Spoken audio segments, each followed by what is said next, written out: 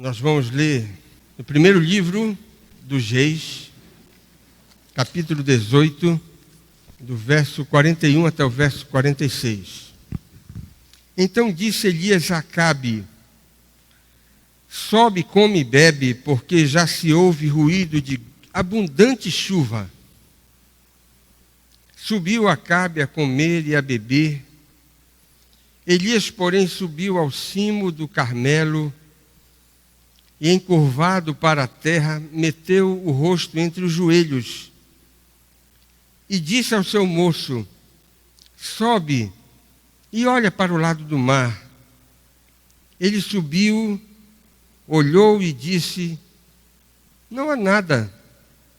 Então lhe disse Elias: volta. E assim por 7 vezes. A 7ª vez disse: eis que se levanta do mar uma nuvem pequena, como a palma da mão do homem. Então disse ele: sobe e dize a Acabe: aparelha o teu carro e desce, para que a chuva não te detenha. Dentro em pouco, os céus se enegreceram com nuvens e vento, e caiu grande chuva. Acabe subiu ao carro e foi para Jezreel. A mão do Senhor veio sobre Elias, o qual cingiu os lombos e correu adiante de Acabe até a entrada de Jezreel. Vamos orar? Senhor, mais uma vez nós queremos te agradecer pela bênção de poder te prestar culto nesta noite, pelo privilégio que isso significa para nós. Queremos te dar graças pela liberdade que temos e por este lugar apropriado, consagrado para a reunião do teu povo, a fim de que pudéssemos nos juntar como comunidade da fé para te oferecer aquilo que não seríamos capazes de entregar a mais ninguém: o nosso culto, a nossa adoração, nosso louvor, o nosso tributo que só a ti pertence. E queremos te dar graças pela bênção de ter a tua palavra também. Pedimos que o Senhor nos ajude a entendê-la e que teu Espírito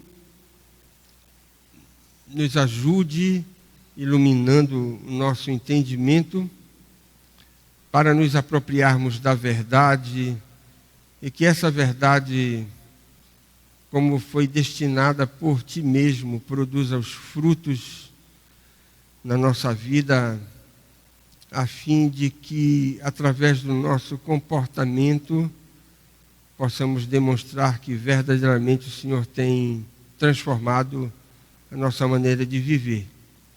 Abençoa cada pessoa que chegou até aqui nesta noite, aqueles que já são teus servos, que sejam fortalecidos na fé, e aqueles que ainda não podem dar testemunho de que verdadeiramente foram alcançados pelo teu poder, que de alguma forma o teu Espírito possa colocar nesses corações aquele desejo de professar o teu nome diante dos homens, confessando que são teus servos, discípulos do teu Filho Jesus Cristo, comprometidos com uma nova maneira de viver. É a nossa oração que te fazemos nesta hora, em nome de Jesus. Amém. Há muitas lendas sobre a experiência dos crentes com a oração. Peço que você preste atenção agora para uma história. Conta-se que uma senhora muito necessitada pediu a um comerciante grosseiro para fazer as suas compras fiado. O homem negou-lhe o pedido com rispidez, mas foi convencido a atendê-la por outro freguês, que apresentou para ser o fiador daquela mulher.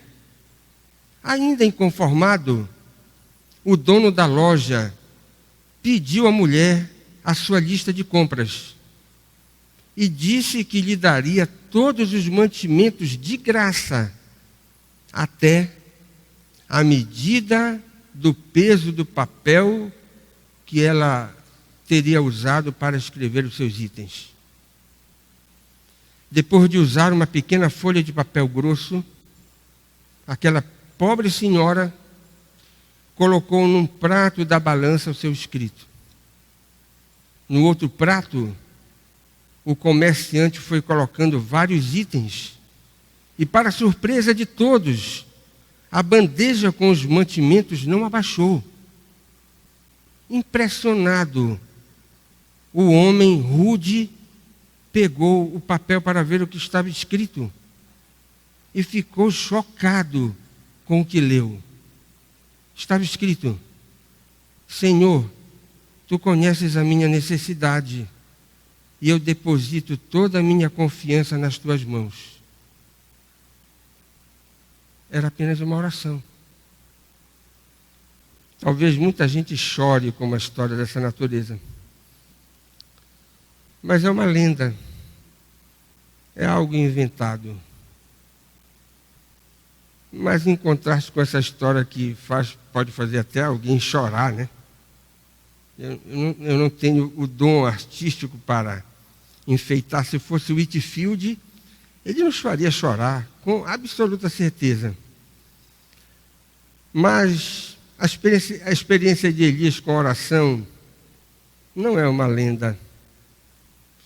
E a gente poderia apresentar como argumento para dizer que aquilo que nós acabamos de ler nesse texto é uma história digna de confiança, apenas apontando para a inspiração das Escrituras, dizendo que o autor do livro de Reis, ele registrou essa história envolvendo o profeta Elias no momento dramático de oração, depois daquela luta violenta com o paganismo no Monte Carmelo.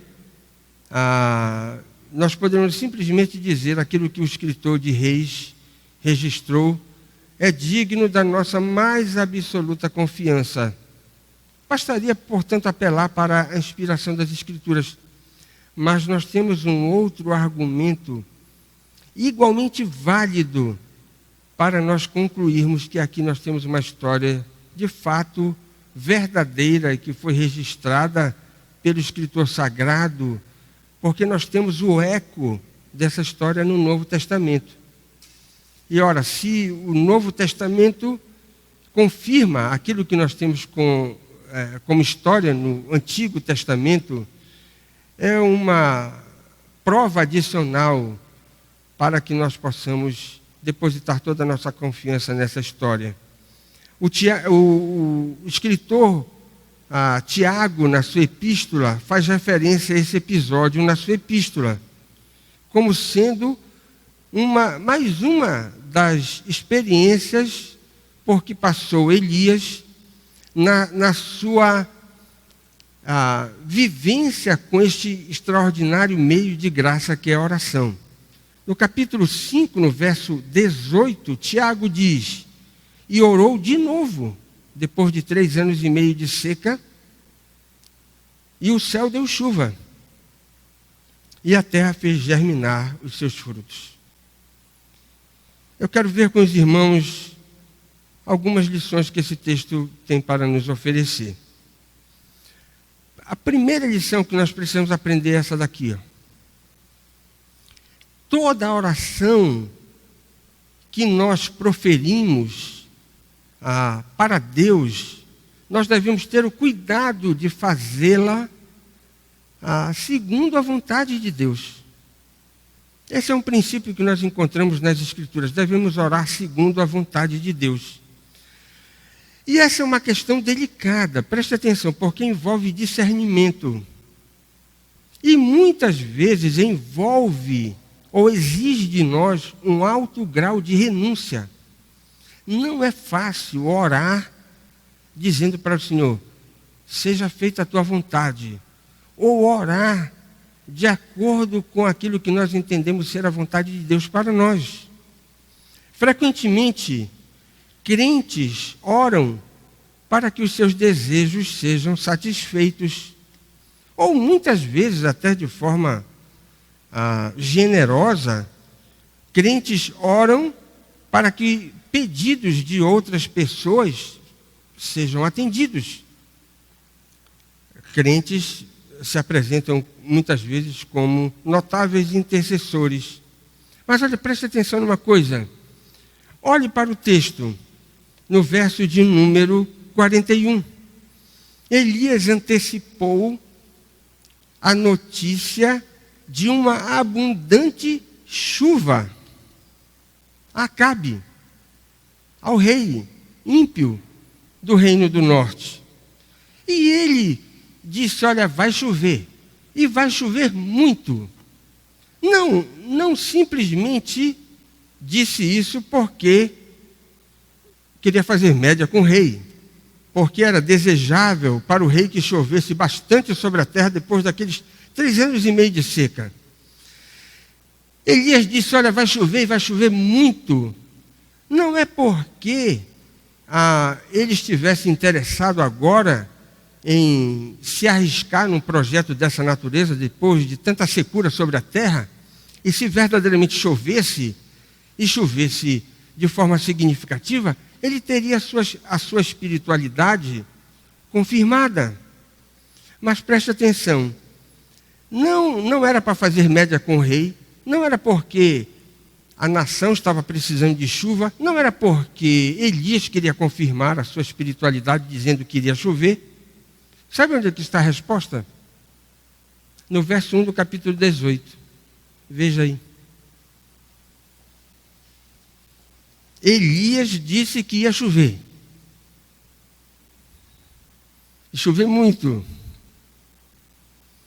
Simplesmente porque disse para ele, chegou a hora agora de eu destrancar o céu. Não é isso que está no verso 1, capítulo 18?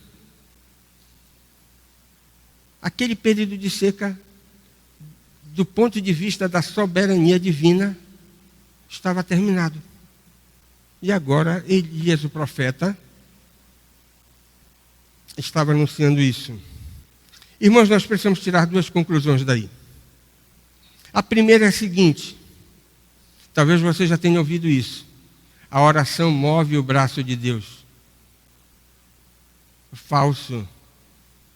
A oração não move o braço de Deus. Esse meio de graça não foi instituído pelo próprio Deus. Ele jamais faria isso.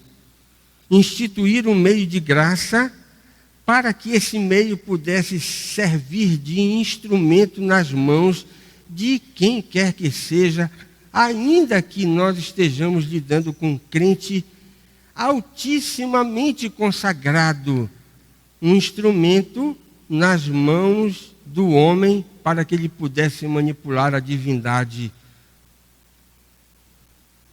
cujo caráter é marcado de forma significativamente pelo atributo da soberania.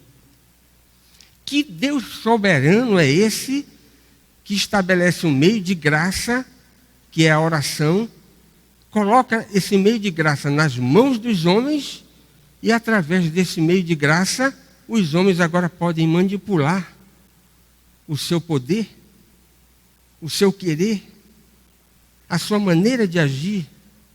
Esse não é o Deus das Escrituras. Pode ser o Deus das revistas falsamente religiosas que nós possamos encontrar, dos livros da perfumaria evangélica, que muitas vezes apresentam teses completamente antibíblicas. Elias, preste atenção nisso, Elias jamais usaria a oração como um instrumento para manipular a divindade que ele cria e que tinha traços de soberania marcantes que ele deveria respeitar. Preste atenção, O representante magno da escola dos profetas no Antigo Testamento foi Elias, tanto é que Elias apareceu no Monte da Transfiguração, representando os profetas. Moisés representa a lei. Ele jamais usou a oração dessa maneira, porque a oração não foi instituída por Deus para que servisse como instrumento para ser utilizado dessa maneira. E agora eu vou jogar uma pá de cal nessa história de que a oração move o braço de Deus. Nem Jesus usou a oração assim. Vou levar você para o Getsemane. Quem de todos os homens que já passaram pela face da terra poderia usar a oração dessa maneira, e você deve concordar comigo, seria Cristo. E no Getsemane, ele não usa a oração como instrumento para manipular a vontade de Deus. Ele ora: Senhor, se possível, passe de mim esse cálice, mas seja feita a tua vontade. Primeira resposta: não. O Filho de Deus recebendo não? Primeiro não. Lá vai o segundo.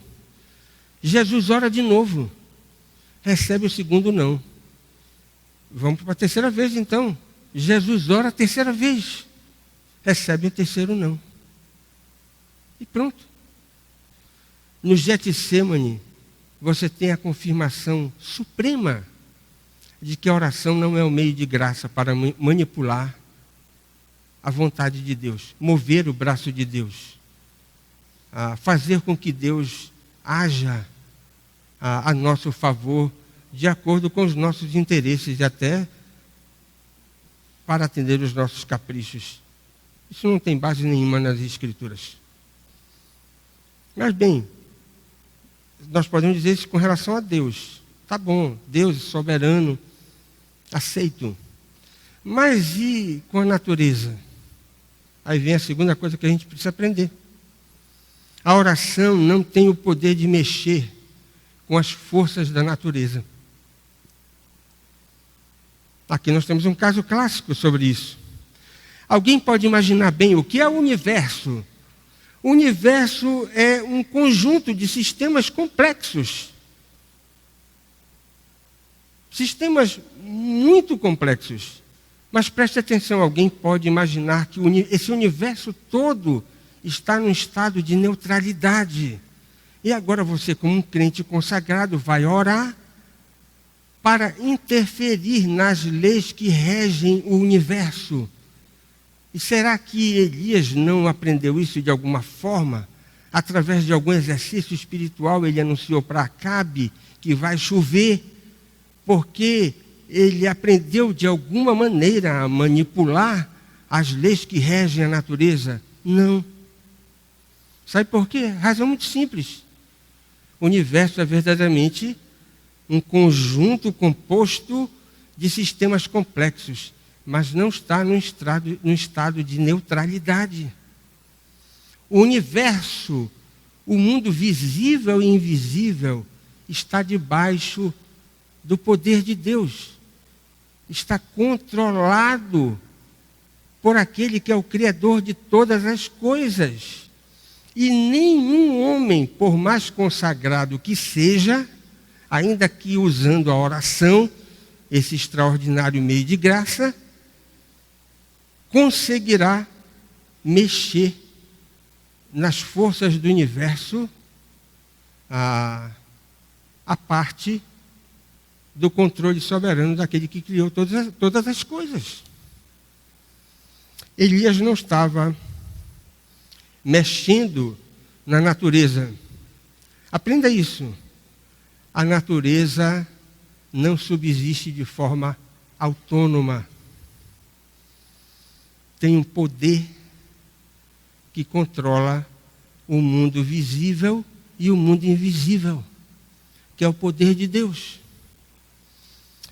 Portanto, irmãos, como nós precisamos aprender isso? No arraial evangélico há muita gente que compreende mal a oração, pensando que através da oração você vai manipular um Deus soberano. Não manipula. Pensando que através da oração você vai mexer com as forças do mundo visível e invisível. O mundo visível e invisível está debaixo do poder de Deus.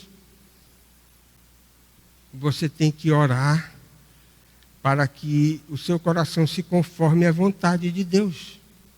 Assim como fez Jesus no momento mais crítico da sua caminhada terrena no Getsêmani. Assim como fez Elias aqui, que anunciou que iria cair grande chuva, porque essa era a vontade de Deus que havia sido revelada para ele. Não tem nenhum mistério nisso, nenhuma invencionice que a gente poderia imaginar. A segunda lição que a gente aprende é que a oração é um exercício espiritual imensuravelmente exigente. Engana-se quem pensa que orar não exige esforço. Se alguém tem essa ideia na cabeça, precisa tirar. Eu me lembro que quando eu disse isso a primeira vez que eu descobri, o presbítero Josafá tomou um susto. Mas é verdade. De todos os meios de graça ensinados pela palavra de Deus, a oração é aquele meio que demanda de nós maior fôlego espiritual, que exige de nós mais intensamente das nossas energias espirituais. Talvez você pergunte: orar é mais difícil do que ler a Bíblia? É. Orar é mais difícil do que louvar de forma sincera, correta? É. Orar é mais difícil do que contribuir materialmente para o reino de Deus? É. Será que orar, então, é mais difícil do que pregar? E a resposta é: orar é mais difícil do que tudo aquilo que a gente possa mencionar como meios de graça que Deus estabeleceu para o nosso crescimento espiritual. E o texto é bastante enfático nisso. Elias não tinha certeza que Deus iria mandar uma abundante chuva.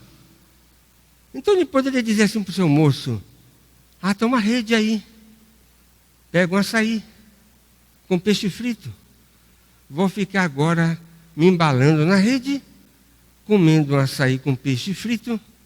Depois eu tomo um suco de manga, não é? Deus disse que vai chover e Deus não mente. Então vamos esperar aqui na nossa rede e ver se tu fica me embalando de um lado para o outro para pegar um ventinho, né? Elias poderia dizer isso, mas veja o que foi que ele fez no texto. Olhe lá. Ele sabia, mas ele não descansou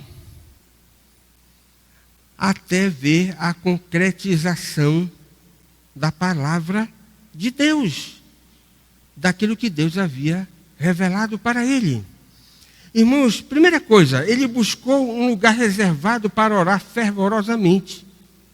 Depois de toda aquela confusão com os profetas de Baal no Monte Carmelo, ele foge dos olhares da multidão, sozinho com o seu moço. Possivelmente você tem aí uma caverna envolvida na história. E o profeta vai se dedicar a uma intensa luta espiritual. Irmãos, como a gente tem visto aqui durante as quartas-feiras, ele vai orar com as entranhas. Ele vai colocar todas as suas emoções, todo o seu fôlego, todas as suas energias naquele processo extremamente exaustivo de buscar a vontade de Deus, a confirmação da vontade de Deus. Olha a sua posição. Ele se encurvou para a terra, colocou o seu rosto entre as pernas. Isso tudo é descrito no texto para dizer que Elias se colocou numa posição profundamente humilhante. Ele está como um suplicante desesperado, pedindo que Deus confirmasse a sua vontade que havia sido revelada. Irmãos, nós não podemos dizer, preste atenção nisso, que o fervor legitima a oração. Muita gente se engana, pensando, não, agora Deus vai ouvir a minha oração. Porque eu me tranquei no meu quarto e eu fui tocado profundamente, chorei como eu nunca tinha experimentado na minha vida. Mas eu orei com as minhas emoções despertadas no mais alto grau. Nós não podemos dizer que as emoções legitimam a oração ou obrigam Deus a atender o suplicante que se emociona. Porque talvez você já tenha tido essa experiência na sua vida, de ter orado profundamente emocionado e nada aconteceu. Mas preste atenção, orar de forma fria é algo indigno da majestade divina. Experimentar profunda emoção quando nós oramos, colocar o nosso coração, as nossas entranhas, isso é importante. Mas não é isso que legitima a oração.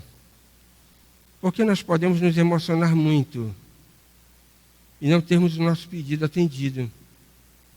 Podemos orar profundamente emocionados na contramão da vontade de Deus. E certamente não seremos atendidos por causa disso. Elias estava aqui lutando, orando com as suas entranhas. Mas ele estava orando na direção da vontade de Deus. Elias perseverou na oração até ver o sinal do favor divino. Aqui nós temos uma ilustração clássica, uma das mais extraordinárias das Escrituras, a favor da perseverança espiritual. Tiago diz, olha que coisa interessante, essa é uma lição da vida de Elias, a perseverança. Tiago diz na sua carta no Novo Testamento, no capítulo 5, verso 17, que ele orou com instância e não choveu. Mas no versículo 18, quando Tiago nos mostra a reversão do quadro disciplinar caótico de seca, o Tiago diz que Elias orou de novo. Ou seja, com a mesma intensidade, com o mesmo fervor, com a mesma agonia de alma. E ele foi atendido. A repetição do ato, aqui você tem 7 vezes o moço de Elias indo lá fora da caverna para verificar se havia algum sinal de chuva. Elias disse, vai lá e vê. Lá foi o moço, viu, voltou e disse, olha, não tem sinal nenhum. Vai lá de novo, já imaginaram? Não sei nem se ele se aborreceu, né? Foi a segunda vez, a terceira, a quarta, quinta, sexta, sétima. Não tem nada de mágico aí.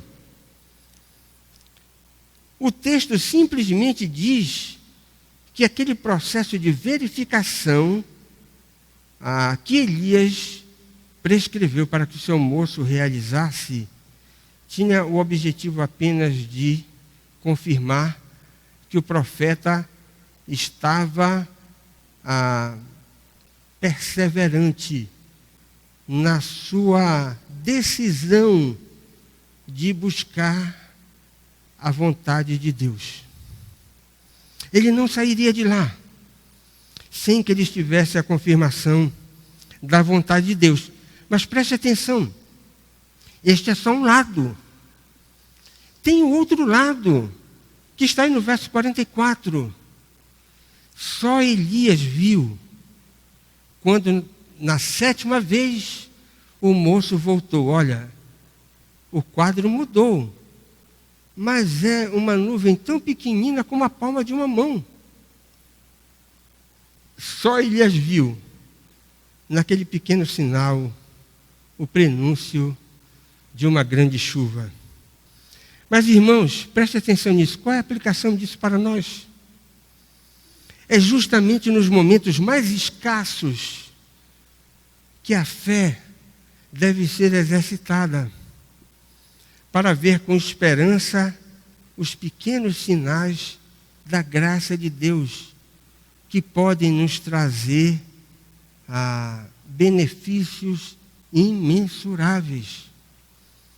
O profeta Zacarias diz o seguinte: olha, se alguém é crente, não deve desprezar os humildes começos. Os humildes começos. Mas por último, Elias foi uma bênção na oração. E foi abençoado pela oração. Não era uma tarefa fácil para aquele profeta lidar com um rei ímpio, cruel, perverso, casado com uma mulher que na história bíblica parece ser a personificação das trevas, Jezabel. Mas ele era servo de Deus. E como servo de Deus, ele não poderia se furtar da responsabilidade de entregar, ainda que seja para um homem daquela natureza, daquela estirpe como Acabe, a boa notícia que Deus lhe havia incumbido para anunciar.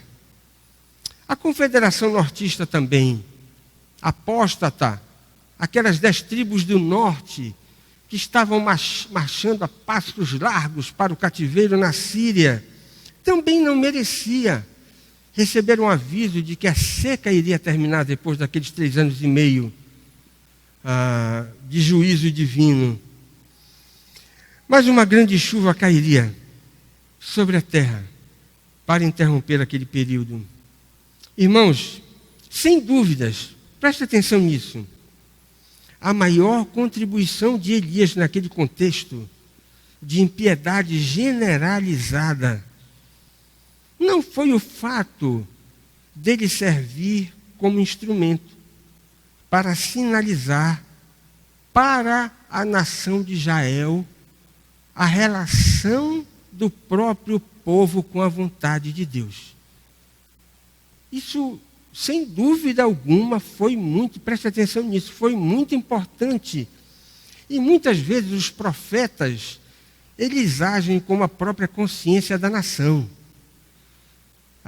Os profetas, eles indicam de forma clara, os verdadeiros profetas indicam de forma clara qual é a posição do povo em relação ao favor de Deus. Os profetas, na história do Antigo Testamento, foram grandemente usados dessa maneira, para dizer para o povo: ó, Deus está aborrecido, desagradado.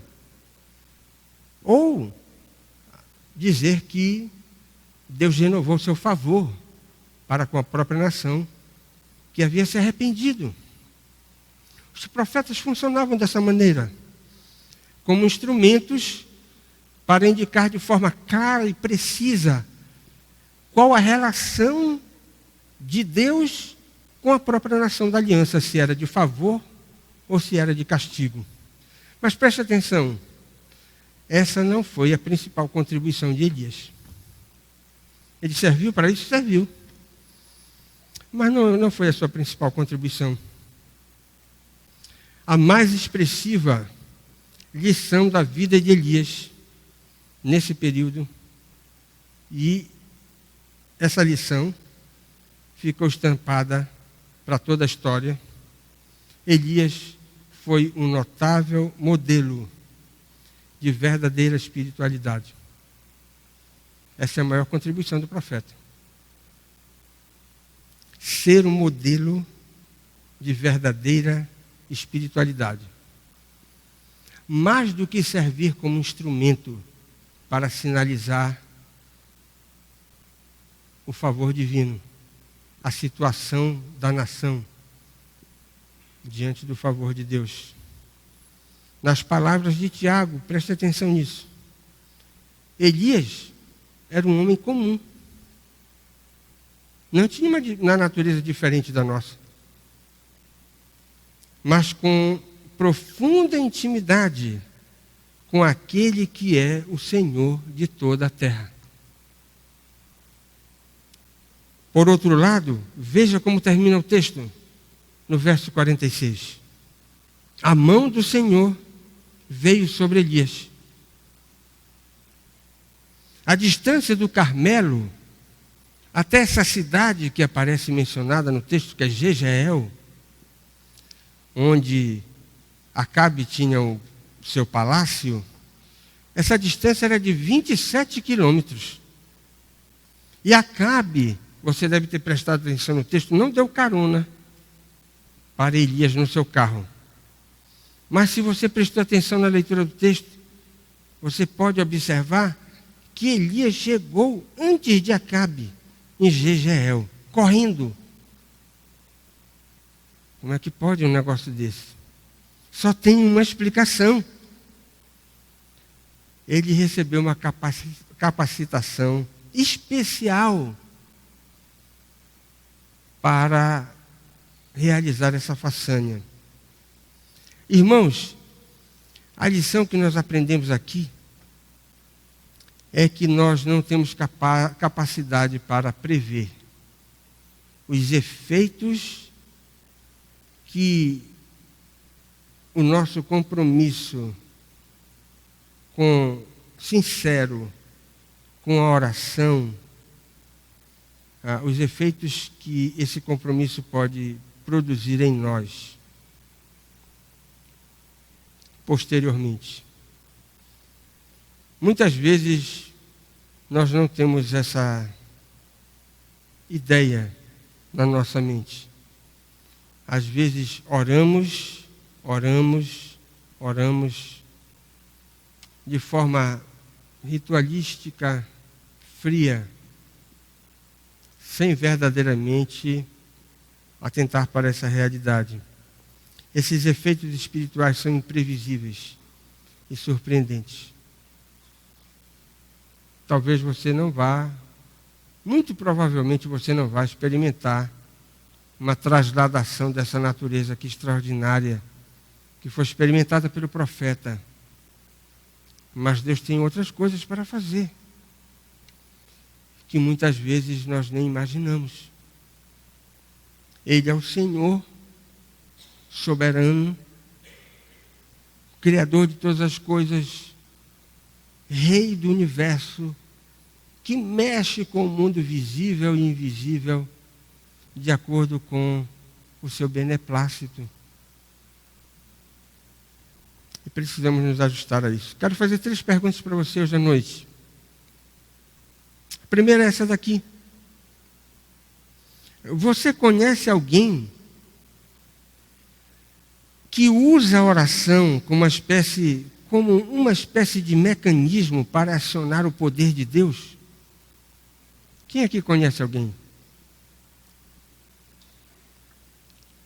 Uma pessoa que usa a oração como se fosse abracadabra, né?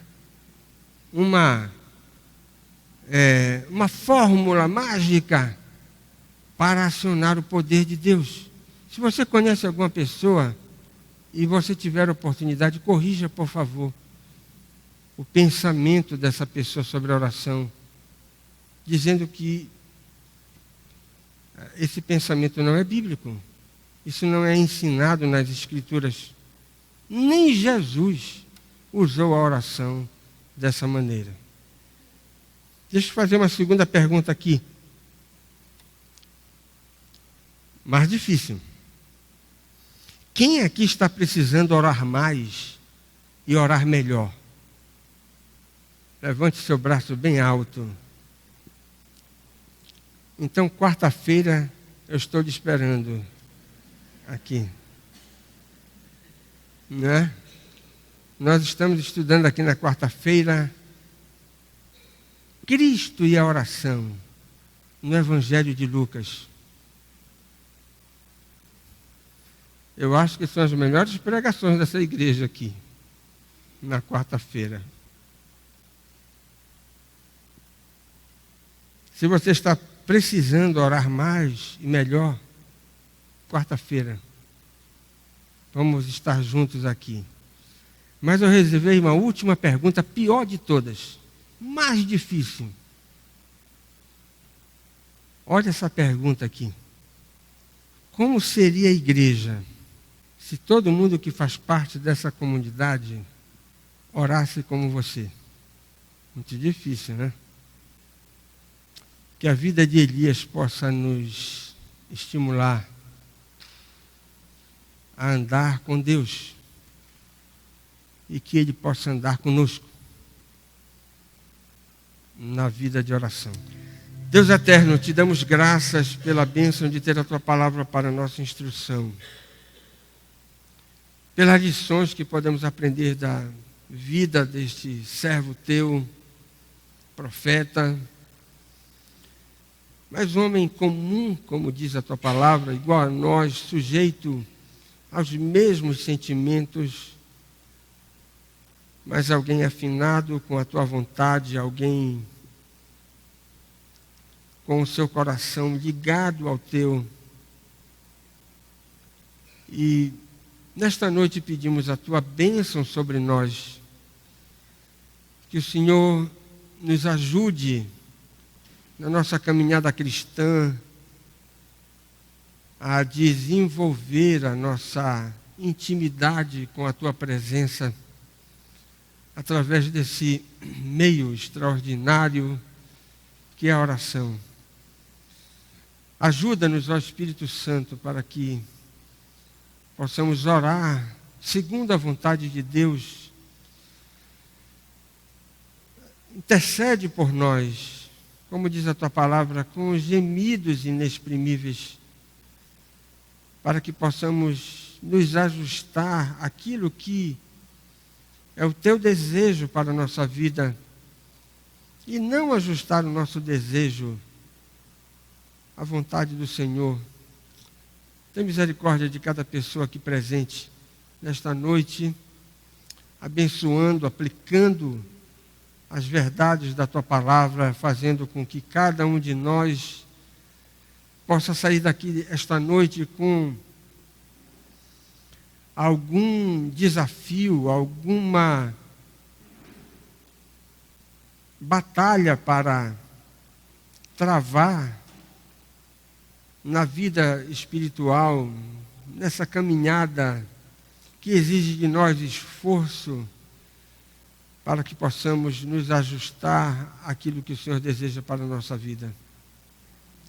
Derrama, portanto, da Tua misericórdia, da Tua graça sobre cada um de nós. E que a graça maravilhosa do nosso amado Senhor e Salvador Jesus Cristo, o amor indescritível e imensurável do nosso eterno Pai, poder, a comunhão, as consolações do Santo e Divino Espírito estejam sobre nós, irmãos, reunidos hoje à noite aqui na casa do Senhor. Não somente sobre nós, mas sobre todo o povo de Deus espalhado pela face da terra. Não só no dia de hoje, que é o dia do Senhor, mas para todo sempre. Até a volta gloriosa do Senhor Jesus. Diante do que dizemos, Maranata, ora vem, Senhor Jesus. Amém.